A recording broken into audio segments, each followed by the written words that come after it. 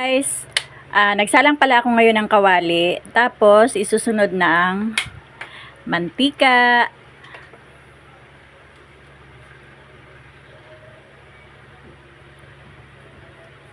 Guess what guys? Kung ano ang lulutuin ko for today's video.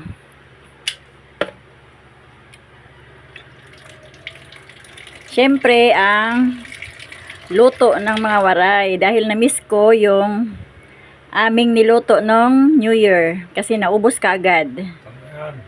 Kaya magluluto ulit ako ngayon ng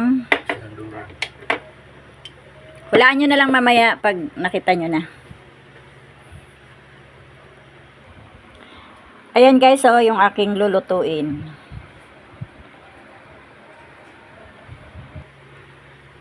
So guys, nararamdaman ko na yung init ng mantika.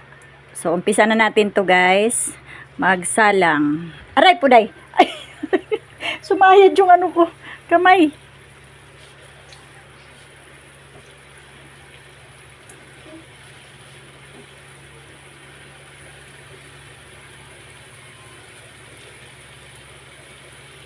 Aray.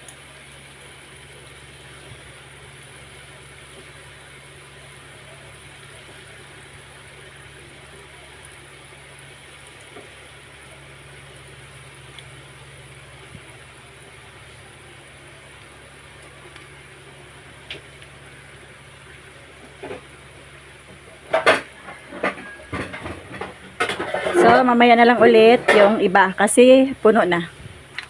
Ayan na guys, sinahalo na kasi para maluto naman din yung kabila.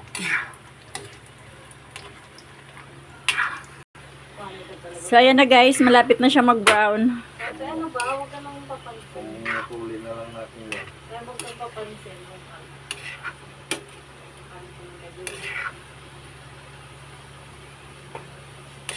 Hudyat na ito guys, na malapit na siya maluto.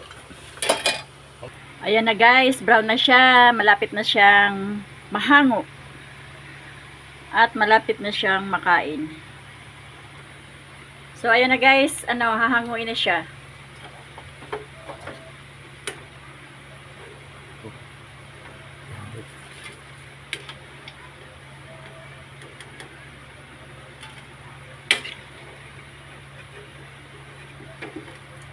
Wala, manipika.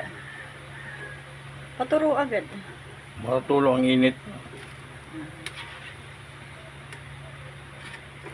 Guys, ito na guys, yung naluto namin na sinang dayan.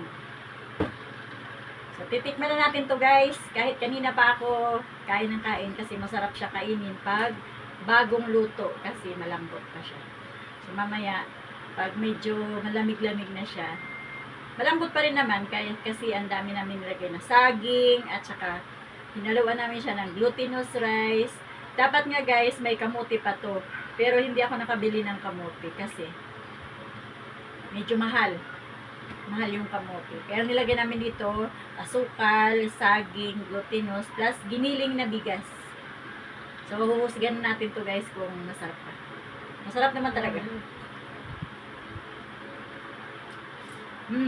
Sarap. Nagluto kami nito guys ulit kasi nabitin kami kasi nung New Year bali hindi namin nakain, hindi kami nakakain ng masyado kaya maraming pagkain.